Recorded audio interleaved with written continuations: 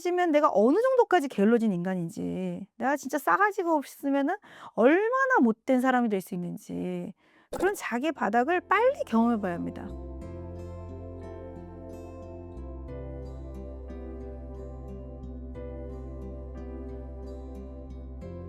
안녕하십니까. 상담심리 전문가 앤드쌤입니다. 제가 오늘은 특별히 야심작으로 영상을 만들어 보려고 합니다. 많은 분들이 선생님 20대, 30대 이렇게 청년 시기의 사람들에게 인생을 잘 산다는 건 뭐예요? 이렇게 좀 알려주세요. 이렇게 진짜 많은 요청이 있었는데 제가 어떻게 알겠어요, 그걸. 모르죠. 근데 오래 고민했어요. 오래 고민해서 근데 이런 건 좀 도움이 될까? 이런 내용을 한번 마련해 보았습니다. 또 댓글 달릴 거예요. 선생님 40대는요? 그래요. 기다려보세요. 제가 좀 생각을 오래 해서 좀 내용이 떠오르면은 그것도 곧 만들어 드릴게요. 20대, 30대 시기를 잘 산다는 건요, 무엇을 뭘 가져야 한다 이런 것보다 내가 어떤 사람인지 처음으로 진지하게 알게 되고 알아야 하는 시기 같습니다. 성공한 사람의 인생을 따라 사는 게 아니라 내가 누군지를 알아서 자신에게 맞는 방식으로 사는 법을 설정해 가야 하는 시간입니다. 왜냐면 성공한 사람을 따라한다고 해서 내가 그 사람이 될 수는 없는 거니까요. 예를 들어서 제가 프로이트처럼 상담하고 싶어 가지고 막 프로이트를 따라 한들 저는 프로이트가 아니기 때문에 제가 노력해도 프로이트를 모방한 가짜 프로이트 앤드쌤의 상담밖에 할 수가 없잖아요. 물론 처음에는 모방하는 것도 좋은 공부가 됩니다. 그러나 모방이 목표가 되면 자신을 알게 되는 것이 더더욱 어려워집니다. 오늘은 20대, 30대 청년의 시기를 잘 살아가기 위한 노력의 방향에 대해서 딱 세 가지 관점만 이야기해 보려고 합니다. 인내력을 가지고 끝까지 한번 봐보세요. 첫 번째는요, 자신의 한계와 자신의 최대치를 알게 되는 것 같습니다. 20대, 30대는요, 나도 할 수 있어. 이런 막 무지한 용기가 막 샘솟기도 하고, 나는 아무것도 못해. 막 이런 좌절이 막 극단적으로 왔다 갔다 하지 않나요? 또 어떤 때는 무식하게 용기만 있어가지고 막 일을 벌리기도 하고, 어떤 때는 너무 끝도 없이 나락으로 가서 몇 달씩 침체되어 있기도 하죠. 제 경험을 떠올려 보면은 열심히 산 것 같긴 한데 궁극적인 방향성이 없이 매일매일 소비되는 시기를 보냈던 것 같기도 해요. 또는 잡히지 않는 연애나 우정을 지키려고 막 저를 막 갈아 넣으면서 제 자신을 소진했던 시기를 보냈던 것 같기도 합니다. 물론 그런 시행착오들이 저를 성장시킨 것은 맞지만 여러분은 조금 짧게, 조금 덜 아프게 그런 시기들을 경험하시면 좋겠습니다. 자신의 한계와 최대치를 알려면 정말 많은 경험을 해 봐야 합니다. "나는 절대 안 돼. 나 절대 못 해." 막 이렇게 쉽게 말씀하지 마시고 일단 그냥 해 보기. 정말 두려우면 간접적으로라도 경험해 보기를 정말 저는 권장드리거든요. 먼저 자신의 한계란 자기의 바닥입니다, 바닥. 여기 또 피디님이 계셔서 피디님은 최대치의 바닥이 무엇이었습니까? 생각보다 그렇게 막 선을 넘는 걸 좋아하지 않아서 항상 아. 선을 잘 지키면서 살아왔던 것 같습니다. 왜 선을 못 넘어 보았는지요? 또 궁금하네. 글쎄요. 그 어렸을 때부터 항상 그런 압박에 시달렸던 것 같아요 오히려. 모범적으로 살아야 한다. 그게 이제 부모님한테 어떻게 보면 효도하고 사랑받는 아, 길이라고 생각을 했던 것 같아요. 좀 엄격하셨어요? 딱히 그렇진 않았는데 정확히 어떻게 분석을 해야 될지 모르겠는데 항상 그런 압박 아닌 압박 속에서 살았던 것 같아요. 좀 바른 생활, 그래서 네네. 정확한 생활 이런 거를 좀 중요하게 생각하는 가정의 분위기였나 봐요. 그래요. 그러면은 뭔가 내가 어긋난 사람, 어떤 틀에서 벗어나는 게 일단 선생님 스스로도 불편하겠네요. 맞아요. 그래서 젊은 날에 네. 어떤 일탈 같은 것들 그런 것들을 경험할 때 음. 오히려 좀 마음이 안 좋더라고요. 선생님이 또 명확한 기준이 있는 삶이 또 느껴집니다. 그래서 이렇게 정확하게 매사에 정확하신가 봐요. 훌륭하시네요. 아니 그리고 뭐 훌륭하다 뭐 이런 뜻은 아닌데 어쨌든 그렇게 막 일탈하거나 쪼끔 선을 넘는 음. 행동을 좀 무서워하는 것 같아요. 근데 스스로 그게 불편한 거지. 근데 일탈의 순간에 또 그 짜릿함이 있거든요. 맞아요. 그리고 어떨 때는 일탈하고 싶지 않은데 그 선 밖에 나온 나를 못 건질 때가 있어요. 선생님 그런 적 없어요? 진짜 '이걸 이렇게 살면 안 되는데.' 하고 수습을 못 하고 계속 이렇게 퍼져서 사는 시기? 그런 시기 누구나 있잖아요.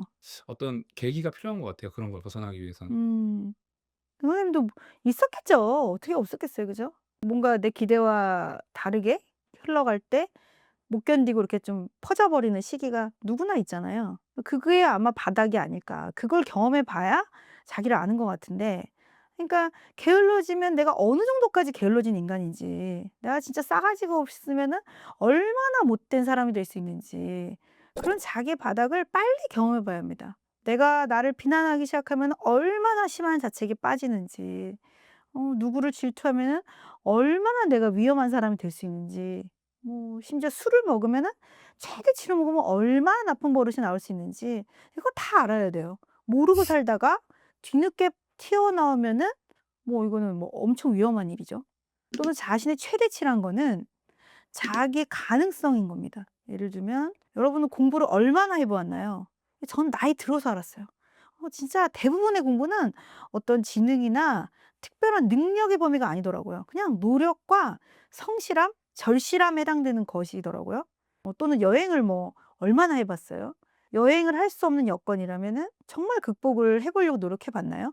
여행을 좋아하지 않는다면은 왜 그런 거예요? 사람들이 여행을 가면은 성장한다고 하는데 그 이유가 왜 나한테는 와닿지 않죠? 이렇게 계속 고민해 보는 거예요. '나는 남의 말을 잘 안 듣는 사람일까요?'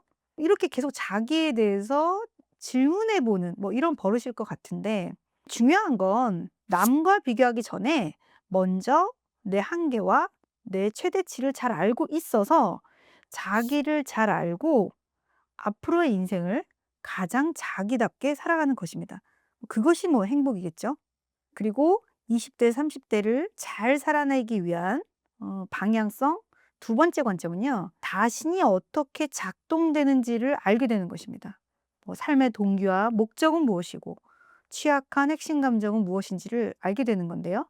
많은 청년들이 이렇게 말하거든요. "선생님 제가 뭘 원하는지 모르겠어요. 왜 이렇게 자꾸 무너지는지 모르겠어요." 사실 우리는요. 대단한 목표보다요. 취약한 핵심 감정을 먼저 크게 느끼고 절망하기 쉽습니다.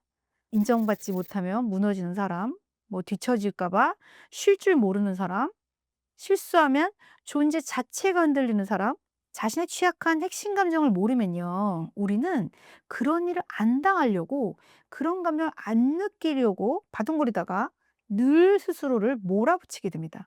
또는 늘 위축되어서 조심조심하게 됩니다.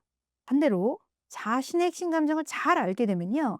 나의 강한 동기도 보이기 시작합니다. 그래서 나는 관계에 진심이었구나. 그래서 나는 성공하려고 버텼구나. 그래서 나는 완벽하려고 애쓰는구나. 결국 핵심 감정과 연결되어 있는 삶의 동기를 알게 되면요. 자신이 어떤 상황에서 가장 활성화되고 적극적일 수 있는지를 알게 되고, 또는 어떤 상황에서 좌절하게 되는지를 알게 됩니다. 우리는 자기의 모습으로 자기를 끌고 인생을 살아가는 건데요. 자기가 어떻게 작동되는지를 아는 사람이 된다면 정말 막강한 사람이 되는 거겠죠. 그리고 세 번째, 20대, 30대가 어떻게 살아야 할지 중요한 관점, 부모처럼 나를 돕는 어른들을 만들어 가기.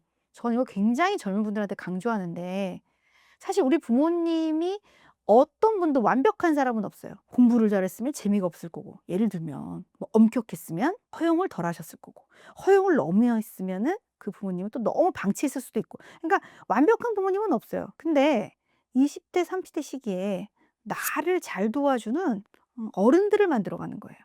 그러니까 20 대, 30대 시기에 마련해야 하는 근본적인 필수 자산은요. 돈이 아니라요.